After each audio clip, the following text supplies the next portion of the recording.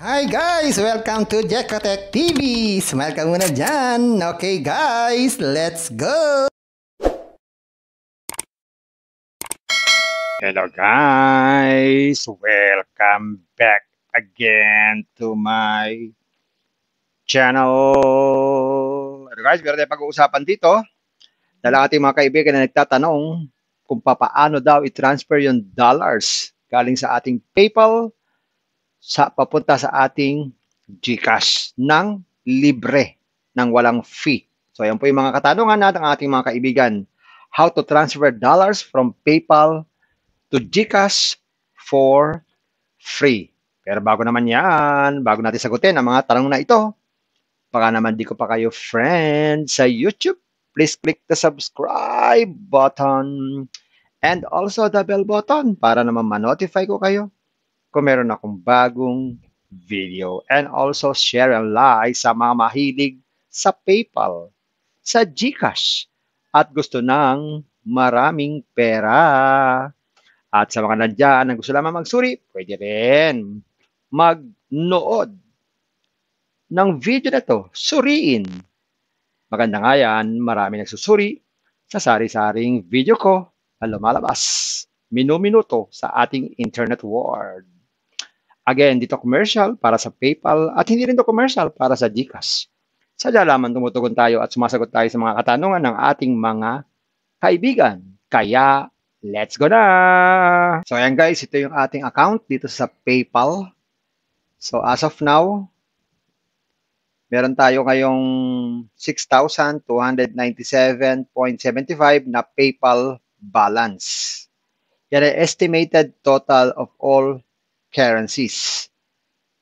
Kasi meron tayong dalawang currency dito, isang peso at saka isang dollar. Sa peso, ang ating balance ay 13.96 pesos. Samantalang sa dollar, meron tayong 116.70.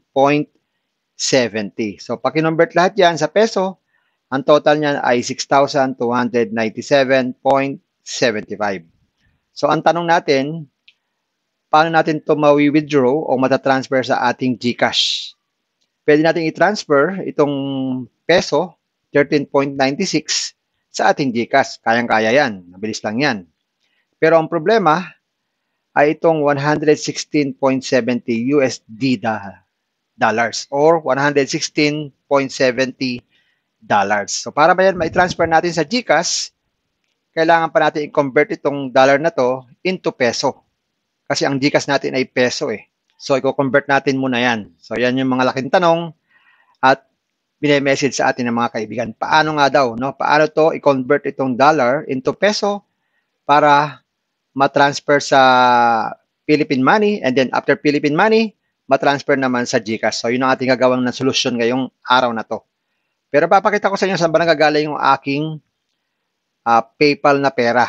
Okay, o saan ba nagagaling yung aking PayPal balance o kinikita sa PayPal na madalas kong pinagkakakitaan. So, papakita ko rin muna sa inyo baka sakaling ma-inspire kayo.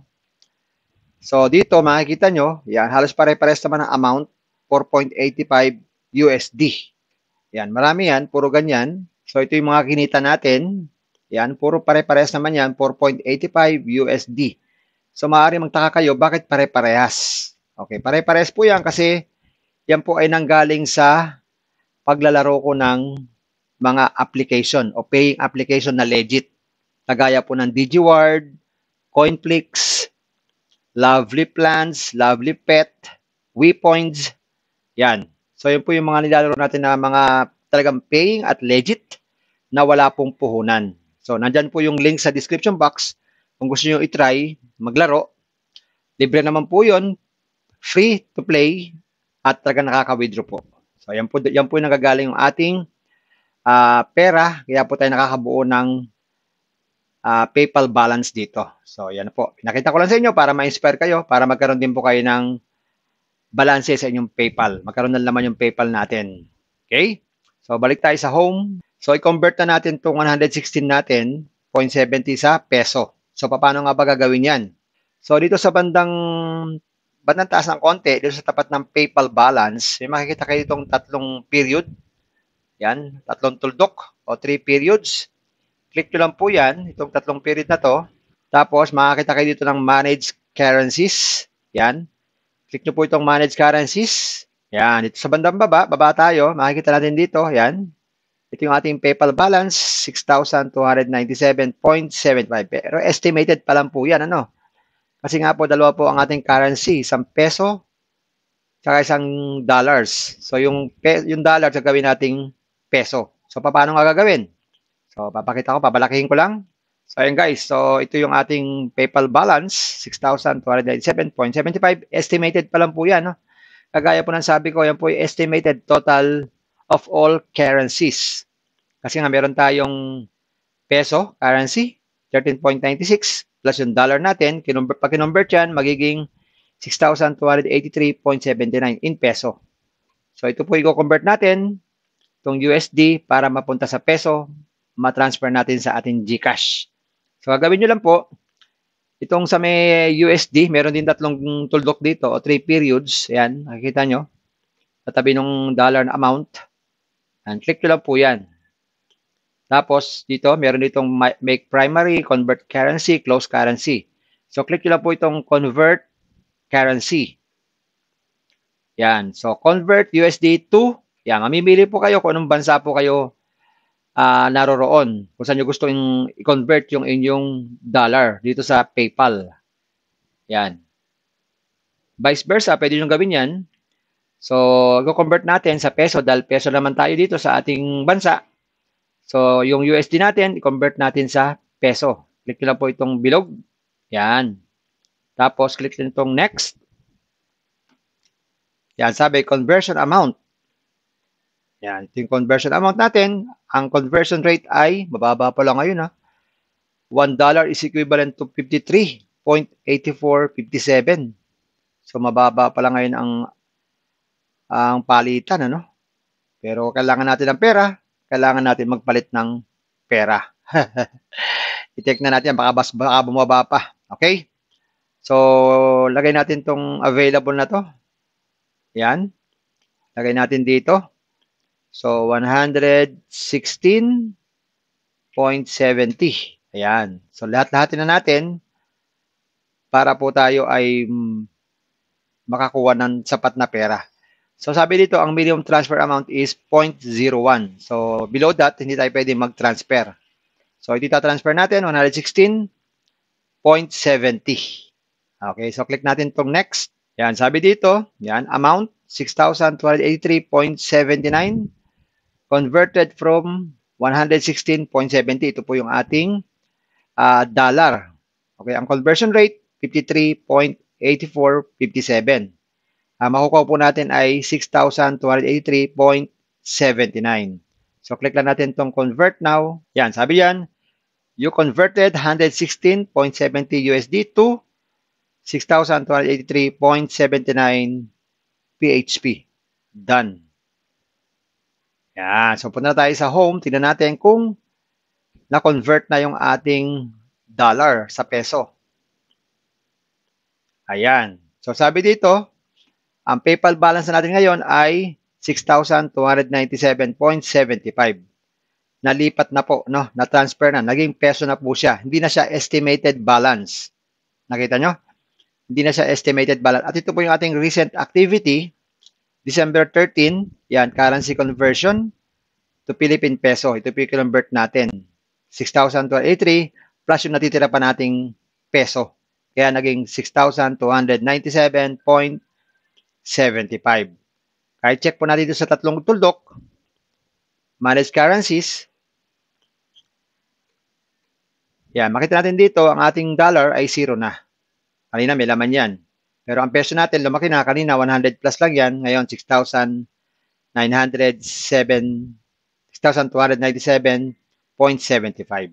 Ayan. So, ganyan lang po kasimple ang pagko-convert ng dollar sa peso. Ayan. So, pwede na natin ito i-transfer ngayon sa ating GCash. So, sa pagka-transfer naman ng GCash, simple lang. Punta lang kayo sa GCash. So, sige, punta tayo sa GCash. Yan, pag na-open nyo na po yung GCash account, so punta lang po tayo sa profile. Tapos, click nyo na po itong my link account. Yan, tapos click nyo po itong PayPal. Tapos, lagyan nyo po ito yung inyong PayPal email address. o PayPal account nyo o yung PayPal na ginamit nyo na pag lalagin nyo. Yan po. Pero nilalagay dito ay usually yung ating PayPal email address. So, lagay na po natin. Yan. Pag nalagay nyo na po yung email address nyo, click lang po itong link. Yan. Sabi dito, link your account with PayPal. Click authorize GExchange Incorporated Permission 2. Yan.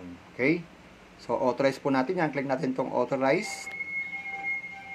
Tapos, lagyan natin dito yung ating ginagamit na cellphone number sa PayPal or ating email sa pagla-login. Yan. So, be sure po na tama po ang ating country code, no? Tapos, click po natin itong next. Sabi dito, you haven't confirmed your mobile yet. Use your email for now. So, email po muna gagamitin natin. Yan. So, lagyan natin itong email natin. Click natin itong next. Sabi dyan, login with one-time code. So, mapapadala po ng code yan. Click natin itong get a code. Yan, lagay natin yung code. Yan, sabi dito, PayPal, thank you for linking your account. So, okay na po yan. Click natin itong close and continue. So, yan. Tapos na tayo mag-link. Na-link na natin yung ating PayPal. So, susubukan na natin mag-cash in gamit ang ating PayPal. So, tignan nyo mabuti. Ngayon po, meron tayong 12,987. So, check natin kung nandito na yung ating PayPal. Click natin itong cash in. Yan, pili tayo. Piliin natin itong global partner. Yan, piliin natin itong PayPal. Next natin to. Yan, PayPal. Sabi dito, got it. Yan. So, yan. So, ngayon, lumabas na dito yung ating balanse. Ang ating balanse ay 6,297.75. So, lalagay tayo dito ng amount. So, lagay na natin lahat yan. Bonin na natin. 6,297.75. Yan. So, kagahandahan dito sa PayPal, wala siyang bawas. Wala silang binabawas na amount o anumang fee pag tayo po ay nagka-cash in galing PayPal. Okay, so ayan. 6,297.75. So, click natin tong next. Pero sabi dito, ang minimum amount ay 500. So, kailangan, pero tayo 500 sa PayPal para ma-transfer natin sa ating GCash. So, pasok naman tayo dyan, no? Click natin tong next. Ayan, sabi dyan, PayPal, you're about to cash in. Confirm lang po natin yan. Yan, sabi niya, your cash in is being processed. Kindly wait up to 24 hours for your transaction to complete. You will receive an SMS as soon as your transaction has been completed. Pero minsan, mabilis naman po ito nangyayari. Natatransfer din agad. Siguro ito ay panigurado lang nila itong 24 hours. So, check natin kung nandun na yung ating cash in galing PayPal. Click natin itong done. So, ayan. So, nandito na, pumasok na. Kita nyo, naging 19,285 na ang ating pera. So, kasama na dyan yung ating kinash in galing po sa PayPal. So, ito yung ating PayPal. Kita nyo, ang PayPal balance natin ay 0 na. So, wala na. Okay? Wala na yung ating balance. Nalipat na sa ating GCash. So, sabi dito, yan. GCash or GExchange Incorporated 6,297.75 December 13 payment. So nag-minus po talaga, no? Minus siya. Kaya napunta na sa ating GCash. So mapapansin natin, walang binabawas sa ganang fee ang GCash or PayPal para sa pagka-cash in natin galing ng PayPal. So check natin sa currency kung meron pa talaga. Manage currencies. So, dito makikita natin talaga, wala na, pati peso, 0 na, pati USD, 0 na. So, mag-iipon na lang ulit tayo para tayo makapag-cash in ulit galing sa PayPal. Ayan, 0-0 na siya.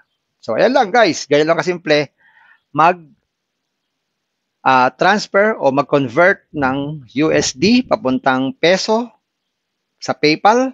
Tapos, pag na-convert na, papunta naman ng GCash. Ganun lang po kasimple. Wala pong fee, walang binabawas. Okay?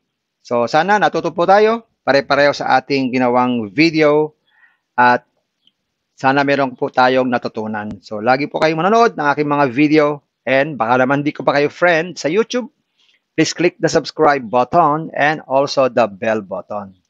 O, hanggang sa muli, hanggang dito lang guys. Thank you for watching and sana meron kayong maraming dollar dyan na pwedeng i-transfer sa ating mga GCash. Hanggang sa muli, bye-bye! Ingat lagi sa inyong mga pera. Bye-bye! Hi guys! Welcome to Jekotech TV! Smile ka muna dyan! Okay guys, let's go!